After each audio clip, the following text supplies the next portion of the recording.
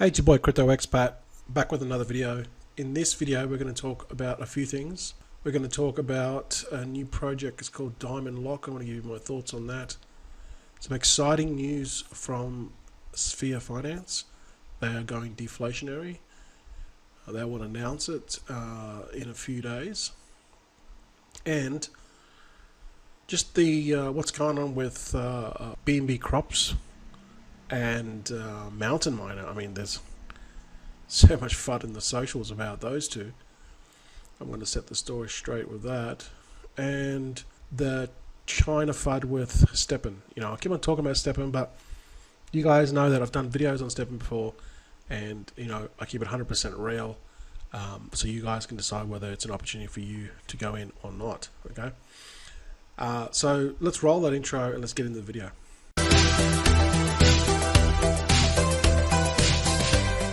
Hey guys, welcome back to the channel. You know what to do, and if you don't do it, then when I upload my latest vids, you won't be notified immediately. Okay, so before we start and get into the main content, I came across this video. Okay, the guy's I don't know the guy's name, but his YouTube channel is over leveraged. I'll put a link below. So basically, he's like in his hotel room and he does this video. I mean, he doesn't do many videos, but he just did this video on how he lost 100k plus in 72 hours with Terra Luna. And he's like a traveling salesman. He's got like but he's got a partner. He's got like a kid. He's got like a tax bill, 30% tax bill due like next month, and he just lost 100 plus K, and he's not even like bitter about it. He's just like pretty cool and calm and collected, considering he lost 6 figures. And he basically just said, you know, he talks about his experience, and he doesn't want you guys to go through the same thing. So I'm just making this video, give him a shout out. Kind of like went through a lot, and I really feel for the guy. So go over to his YouTube channel and subscribe to his YouTube channel, and he done a video after this video where he had 1,000 subscribers. So yeah, we can all learn lessons. They don't have to be our lessons. We can learn through other people, and unfortunately for this guy, we get to learn the lesson cheap. At his expense. So go and give him some love and subscribe to his channel. Alright, now STEPN, it has come back a little bit actually in the last sort of half an hour. The price has come back. So you know, the thing with STEPN in probably the last week, there has been tons of FUD. Alright, in the Discord, is especially the newbie Discord channel, is really toxic. Okay, and then this is the GST price and the Sol price. Okay, so you can buy sneakers now for about two and a half Sol, and on the BSC you can buy them for less than a BNB.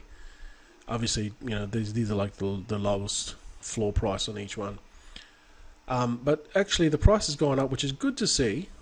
It's gone up a little bit. And there's so much FUD, and this is kind of a combination of just the China FUD, the China ban. So what they did was they basically banned China users, and they said that they're going to cut them out in July the 15th. Sorry, yeah, July or June the 15th. I think it's July. Anyway, when they announced this, basically the price floor just dropped, because all the people that are from China, they're basically, their sneakers are not going to be worth anything because they're going to be cut off. So what do? They just sell. I mean, you can't blame them, right? If we have a look at C, so it's gone from like $26 to $7 to now $1.36 or $2.13. It's gone up a little bit. And I think a lot of these China people are still exiting. I think the majority of them are probably exited already, because they said that there's China is like 5%. Now I heard that there was like 7 or 800,000 people in STEPN, and then I heard from another guy, he said there's like 4 million people in STEPN. So, 5% of, let's just say there's a million people in there, 5%, to keep it, really simple, 50,000 people basically just dumped all their sneakers. And there was Chinese Chinese STEPN palms. They were using software to imitate the walking, and there was just heaps of stuff going on anyway. So they basically banned it. They're going to ban China users, which I know a lot of people are pissed off, and I think long term for the game it's better, but it has caused like this huge jump in price, like from probably 24, 25, 26, even the 20 mark down, like huge amount, 10x. It dumped 10x, and just because they made an announcement. So I don't know if it was the right thing. A lot of people obviously look at the price and they have a short-term thinking on this, and the guys, the team has said, this is a long-term thing, and you shouldn't look at the app as just a moneymaker. It's to get people to exercise, and that's true. It does get you out there because to exercise, but the reason that you get out there and exercise is because of the money, right? So it's kind of like there's two benefits to this: the exercise, you get fit, but then the money. But I guess what, a lot of people joined STEPN because of the money initially. Then they saw the benefit of the health-wise, right? So I don't know. A lot of people are saying that this is a really big mistake, and they've made a big mistake, and the obvious price dump. Okay. Look, I'm going to stick with STEPN because I'm already invested in them. I actually had some gems that I've got from walking, and what I did was I upgraded my gems. Okay, so you can see here, I put a little video up. I upgraded them, and you got a 35. So you basically get 3 gems of the same one, level 1s, right? This is what I did. And then you can upgrade them within the app, and you got a 35% chance of them going to level 2. And the level 2 ones are worth like 3 times more. But if you lose, you lose all your gems. So here, total fluke, I upgraded efficiency, and I upgraded my luck gems, and on both occasions I hit it, and I then sold those for about 4.8 BNB. So I've the reason why I wanted to sell them straight away is just because of the falling price, but then I wanted to recoup some of my ROI. So even though how big STEPN is, it's massive. It's like potentially millions of people in this. You still have to look at it as if, okay, when am I going to get my ROI back? Okay, so that's what I look at everything, every sort of project, whether it's DeFi or whether it's just anything. Always look at what you're going to put in. Only put in what you can afford to lose, and then try to get your seed money out. It's just basic common sense 101 investing. Okay, so I'm sticking with STEPN. I really like them, and I think that they've actually got a big update, a major update, which is happening in less than 48 hours, and they haven't said what the update is, but we're going to find out what the update is a couple of days, and I think that this could bring the price back up, which is a good thing. So I am sticking with STEPN right to the end. Okay, let's move on, although this video is going to be too long. I'm really excited about Sphere Finance. So Sphere Finance is like a auto staking protocol where you basically just buy the tokens, and you get these rebases every 30 minutes. And this is how this protocol started, right? So there's a very tight community with this. Obviously the price is down because of the market, but this one they moved to a different contract. So there's a lot of development in this project. They have multiple projects kind of feeding into this.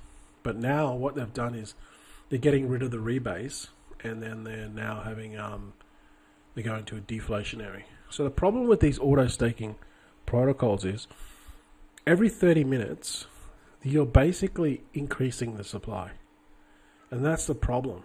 If there's people not coming in and buying the token, every 30 minutes the supply actually increases, and it becomes inflationary, not deflationary. And that's why your portion may increase. Like just say you had 1,000 tokens, and then you got a rebase of I think this one is 1.91%, and you get 1,020 tokens, right? You get an extra 20 tokens, but the price of those tokens goes down, and you're thinking, hey, I've got more tokens, but they're worth less.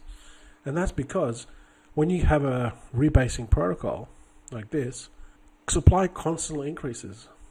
So if they can't get more people buying the token, then the price will go down. The token price will go down. Okay. So that's a problem. That's a big problem with these autos. They sound great, but if they've got large supply and they just keep on printing, essentially just printing money, right? Just like the government just keeps on printing money, right? Every 30 minutes they're going to give you an extra $100. That's one way to put it, how these auto rebasing protocols work. They sound good, but in theory, they can't keep up with the inflation keeps on growing because they need more people to come in, right, to sustain and keep the price going up. So they're going to get rid of this, and then they're going to go to this. So they've got other products that have already built out, and now they're going to go to a deflationary. So they've got the taxes, they've got this quantum liquidity, the exchange, Tetu exchange fees, Dystopia, and that's another protocol. There's another one, PEN, I can't remember the name of it. And then they've got this Galaxy market and much more, right? And basically how that's going to go is they're not going to have this. You're not going to get your 1.19? Sorry, 1.91%. Hang on, where is it? You're not going to get your rebase every 30 minutes now. Where is it? Probably changed it. But you will just, they'll have this buy and burn mechanism. So the revenue generated from this will then buy the token and will burn it automatically. All right. And they've got this quantum liquidity, which moves away from Matic to a stable coin. It gets very in depth. There's a lot of moving parts of this, okay? But basically, they're going to go to a deflationary token, and these revenue streams and taxes that they've generated through these multiple other, how would you call them, platforms, they will buy and burn the current supply. So your bag of tokens, where you will make money is the price appreciation of the token, not by getting more tokens. All right. So now buyback and burns work well in long term. They won't it's not going to make immediately. It's not going to, more or less. The immediate price movement will be in the sentiment, the in the socials. So people get excited and start to buy more. That's when the price moves. But the actual buy and burn, that takes a long time. I mean, look at Binance. Binance has been burning for years. And how slow has that moved? And as we enter these bear markets, then the price drops again. But they've been, every quarter, they've been burning. If you look at this long term, like 6 months to not even that, 12 months, how much they'll burn in 12 months, this is where you're really going to see massive gains, in my opinion, not financial advice. So I'm super pumped because they are doing so much stuff behind the scenes, and this is what you want to look for in a protocol. When the team is very active, this is custom built from ground up, and they're always innovating and looking for ways to bring value, add value, and increase that token price, which is going to keep everyone in the community, right? If the price of the token goes up, guess what? People are hanging around, okay? And that's the biggest problem with all these protocols. So pumped about Sphere, do some more research. They actually have a YouTube channel and they have all their updates. And each update is kind of like explained in like layman's terms, so which is really good. And you can get a lot of information from just watching the videos. All right, let's move on to Crops Farm, BUSD. Talked about this yesterday just through the compounding. Just instead of like 12 hours, do like 24-hour compounds. Do 10 of those. And I've noticed, see, my daily has gone picked back up again. Picked back up heaps. This is my last one where I'm going to make sure the cart is full. I've got another 40 hours and 21 minutes. Then I will then harvest my crops because my tax is now gone because I've done 10 counts. So there's heaps of FUD about between crops and Mountain Miner. And Mountain Miner kind of started this because what Mountain Miner were doing was when they started their campaign to launch this, they were basically emailing all the YouTubers and they're saying, hey guys, guess what? We've fixed all of crops downfalls or potential issues that they could potentially rug. So they're basically, already FUDing on another project. And maybe they weren't intentionally doing it and they were targeting the BUSD Crops Farm people because they basically took the fork and did make incremental improvements on it. But in that process, they basically emailed everyone and says, these are all the faults with Crops Farm and this is what we fixed. So then, that kind of took turned into its own sort of animal, right? And then the FUD started spreading and now they're going back and forth. So, it's this tug of war now. And I think that the Mountain Miner people were probably trying to make their protocol better, but they were kind of like dissing the protocol that they fork from. You know what I mean? Like if you're going to diss someone, fine, create it from ground up, but don't just take exactly what they did and just take it from them and then diss them, because how can you do that? How can you diss someone when you've just stolen their script, their protocol, and done a few tweaks on it and maybe potentially close a few backdoors and then diss them? You can't really do that. But that's what's happened. Look, at the end of the day, Crops Farmer, if they want to rug, they could maybe potentially do it. But I don't think they are, touch wood, because they've got something really good going now with the Crops Farmer products. I think the BUSD one's the best because that keeps on going up. But the Mountain Miner, like if you look at both contracts, this is BUSD crops, and there's 951,000 in this. And then you look at Mountain Miner, okay, Mountain Miner contract, there's only 22,000 in this.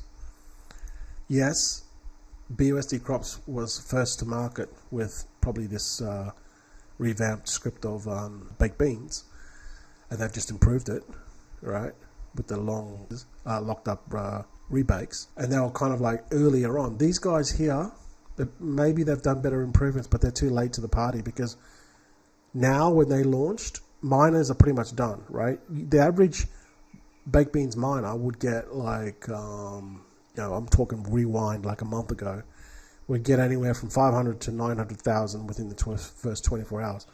How do I know? Because I used to sit there and watch them, all right? But now, a month later, we've seen so many of these things fail, people are not investing in them anymore.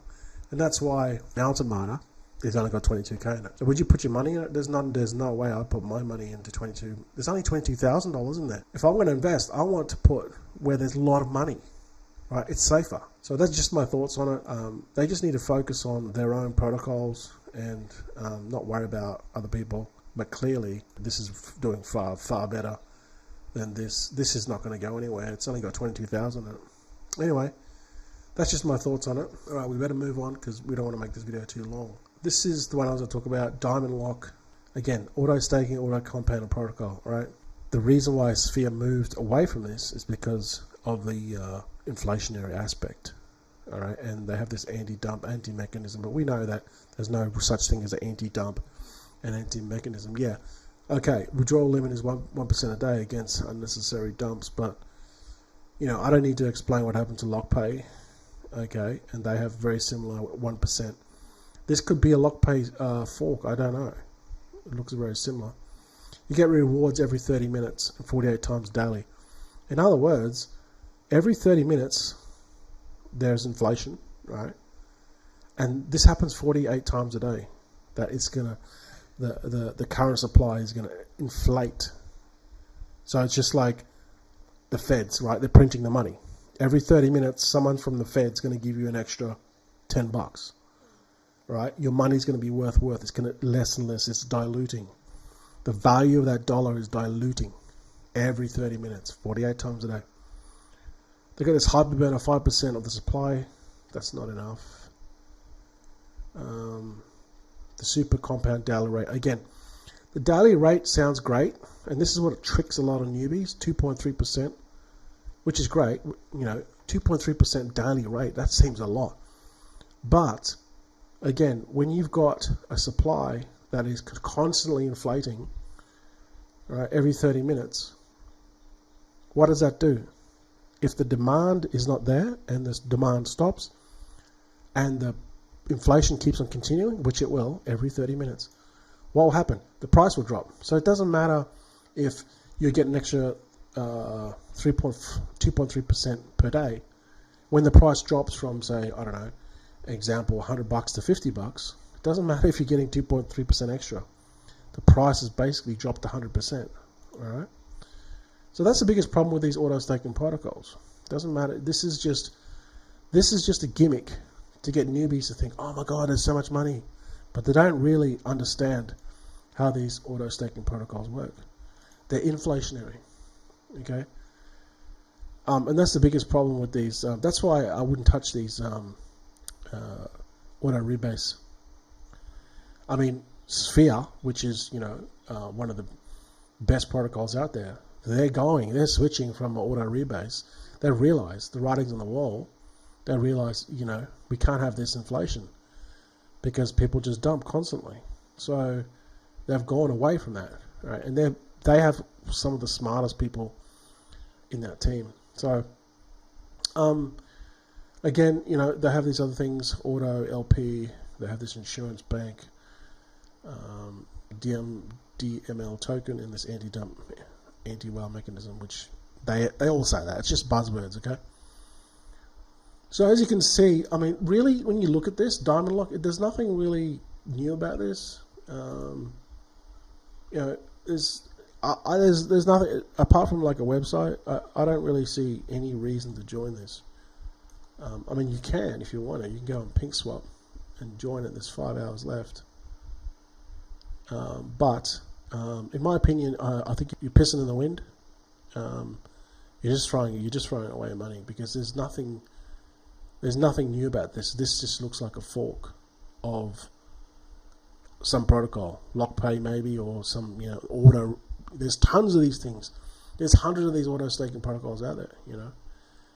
I really don't see why I would join this. There's no reason to join this unless you want to lose money. Okay, so this is my thoughts on it.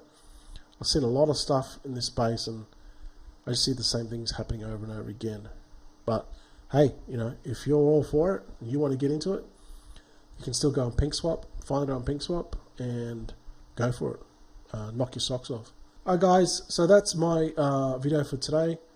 Hope it was informative, hope it wasn't too long, and don't forget to subscribe to the channel, and I'll see you guys in the next video.